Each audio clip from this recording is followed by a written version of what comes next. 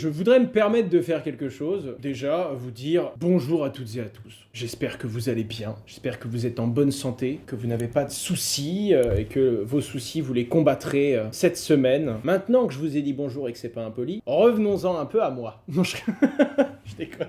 Oh mon Dieu, le lourdingue.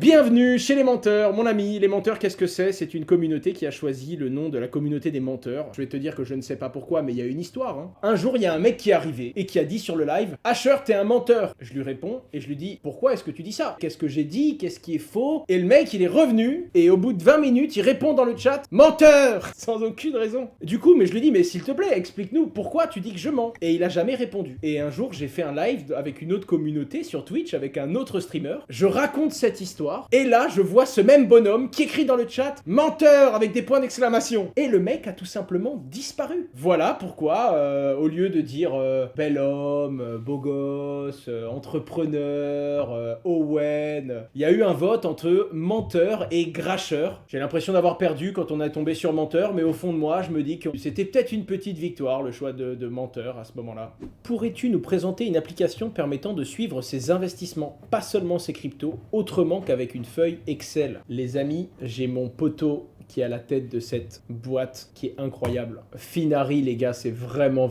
un outil qui est fou. Tu peux suivre tes crypto-monnaies, tu peux suivre ton patrimoine, tu peux suivre tes actions en bourse. Et bien entendu, tu peux connecter ton compte Meria par API pour pouvoir suivre ton solde Meria. Mais tu peux aussi connecter ton Binance, ton Kraken. Évidemment, je vous donne des exemples crypto, c'est mon monde. Mais il n'y a vraiment pas que ça. Et c'est vraiment quelque chose de très bien. Je dois avoir un lien de referral, mais je ne l'ai pas sous la main. Et de toute façon, on s'en fiche. En tout cas, voilà, si vous y allez, vous m'en direz des nouvelles. Un nouvel ETP va être lancé par 21 Shares. Alors si comme moi vous êtes néophyte, vous entendez ETP, vous comprenez équivalent temps plein. Pas du tout. Non.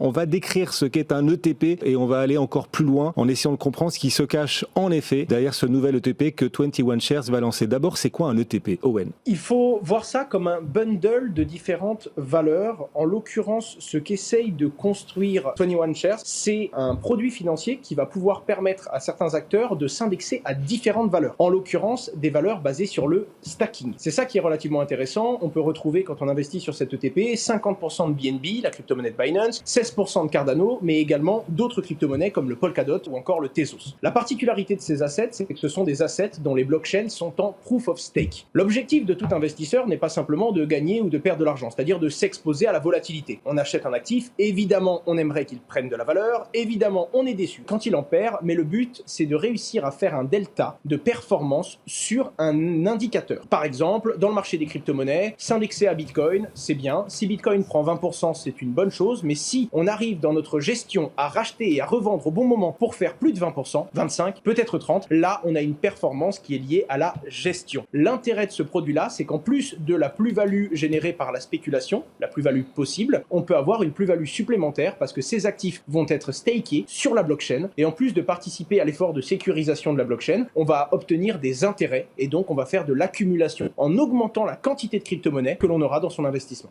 Les amis, je continue l'actualité. Vous savez que je comprends pas, là j'ai entendu un gros bruit comme s'il y avait eu un don ou un truc, je sais pas ce que c'est, mais ça a fait un bruit de live que je reconnais depuis longtemps, mais je ne sais toujours pas ce que ça signifie. C'est le Père Noël qui passe. Merci, moi qui avais un doute. La justice américaine saisit 700 millions de dollars à Sam Bankman-Fried, comme quoi il lui restait encore un petit peu d'argent. En attendant, ce sera toujours presque 1 milliard de plus qui seront apportés à la liquidité d'FTX qui sera peut-être rendue aux utilisateurs, j'en sais rien. Putain.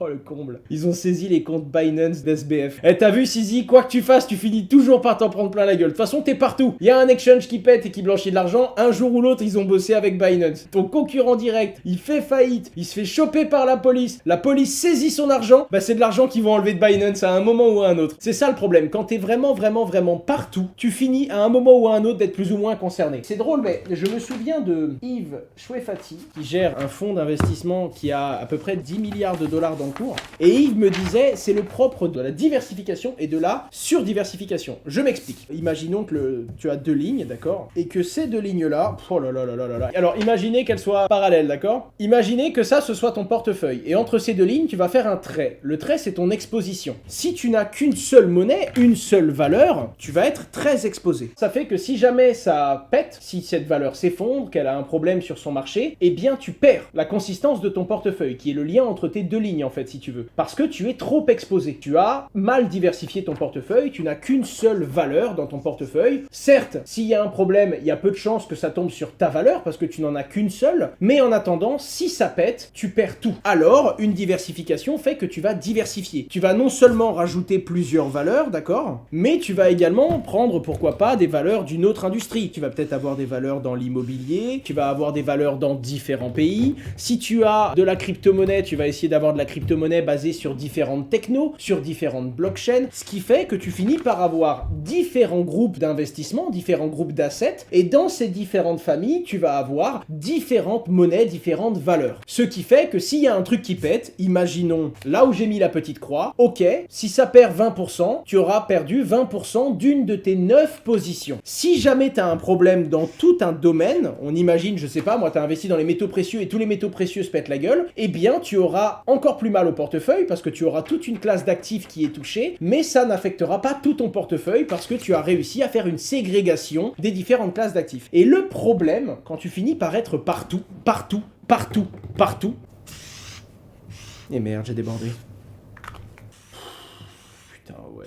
Le problème, c'est que si tu veux être sur tous les assets, tu vois, je prends l'exemple du mec qui m'appelle et qui me dit ouais, moi j'aime les crypto-monnaies, j'adore ça, je vais acheter les 200 premières sur CoinMarketCap. Eh ben c'est ça le problème, les gars. Le problème, c'est que si tu es très exposé partout, tu es surdiversifié. Et du coup, tu te retrouves à avoir une surface d'exposition qui est telle, qui est si grosse, que c'est vrai que si un seul truc pète, bah tu vas perdre que 1% de ton portefeuille. Le problème, c'est que tous les jours, dès qu'il y a un pépin, eh ben t'as de grandes chances d'être exposé. Dès qu'il y a une crypto-monnaie qui merde dans le top 200, tu l'as forcément dans ton portefeuille. Et donc quand il y a une très bonne nouvelle, tu en as, mais c'est une toute petite part de ton portefeuille. Et quand il y a une mauvaise nouvelle, tu en as, mais c'est une toute petite part de ton portefeuille. Le problème, c'est que tu es systématiquement tout le temps exposé. Tout comme si quelqu'un tirait une balle de fusil sur cette feuille, il y a de grandes chances que, où que ce soit l'endroit qu'il ait un impact, ou que ce soit l'endroit, mais je sais même plus parler français, putain. Quel que soit l'endroit où la balle va impacter cette feuille, vous serez concerné et vous aurez des pertes. Et c'est ce qui fait que de temps en temps, il faut être capable de prendre des décisions, de savoir sur quel marché est-ce que vous allez et de savoir également à quel point vous voulez vous exposer, mais réussir à garder en tête, et c'est très important, que vous devez faire des choix et vous ne devez pas systématiquement être exposé partout, sur tous les marchés et sur tous les actifs. Déjà parce que vous n'aurez pas pu faire vos diligences, ensuite parce que vous ne pouvez pas suivre l'actualité de 500, 700, 800 actifs tous les jours, et pour finir parce qu'à vouloir être partout, on finit par être nulle part, ou alors on finit par être concerné par tous les problèmes. Et c'est un petit peu ce qui arrive sur Binance aujourd'hui, parce qu'ils sont partout et qu'ils concernent l'entièreté de l'écosystème. Et c'est bien ça qu'il faut comprendre.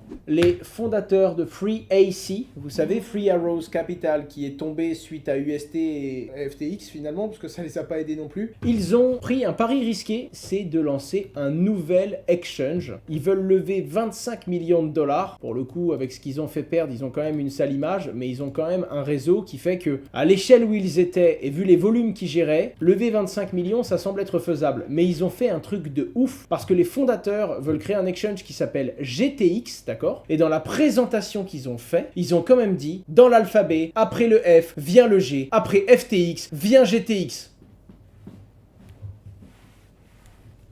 Faut avoir du courage quand même pour tenir ce discours. Eh les gars, venez, on crée SiteConnect. Après le B vient le C. C'est terrible, hein, mais je sais pas comment ils ont pu avoir cette idée. They get inspired by FTX, Celsius and BlockFi. Qu'il n'y en ait pas un chez eux qui soit dit « Oh, mauvaise idée d'approche, je pense que le discours n'est pas bon les copains », ça craint un peu. Bonsoir Asher, penses-tu que c'est intéressant d'avoir une ledger pour 6K investi? Sachant que t'as des ledgers à partir de 60 balles, ouais je pense, vraiment. Tu gardes que 6000 dans un wallet, surtout que si tu me demandes, pour 6K investi, est-ce que ça vaut le coup de dépenser 60 balles? Ça veut dire que 60 balles, c'est un montant quand même. Tu te demandes, est-ce que je le dépense ou est-ce que je le dépense pas? T'as une réflexion pour 60 euros. Si t'as une réflexion pour 60 euros, mon pote, protège tes 6000 balles. Elle est là la question, hein. Parce que te dire est-ce que c'est une bonne ou une mauvaise chose, autant t'as 18 millions d'euros sur ton compte courant, et je vais te dire non, pour 6000 balles, t'as pas besoin de ta ledger, tu t'en fous. La vraie question question, c'est pas par rapport au montant, c'est par rapport à toi. Est-ce que c'est un montant que tu te décides à sécuriser? Comment? Pourquoi? Et si tu te dis, j'hésite à mettre 100 € dans une ledger, bah c'est que 100 € c'est important. Et à ce moment-là, il faut que tu achètes ta ledger parce que 6000 balles, c'est très important. Voilà comment je raisonne. Les amis, c'était Asher. J'ai passé un très très bon moment avec vous. Vous le savez très bien, il y a des moments où je suis plus ou moins fatigué, il y a des moments où je suis plus ou moins sérieux, des moments où je fais n'importe quoi, je dis n'importe quoi, et des moments où je suis très finance, argent, crypto, et qu'on se focus un peu là-dessus. Tout ce que je sais en tout cas, c'est que mon live du dimanche soir n'est jamais une punition, et qu'aujourd'hui j'étais fatigué et je me suis pourtant régalé. Merci à vous.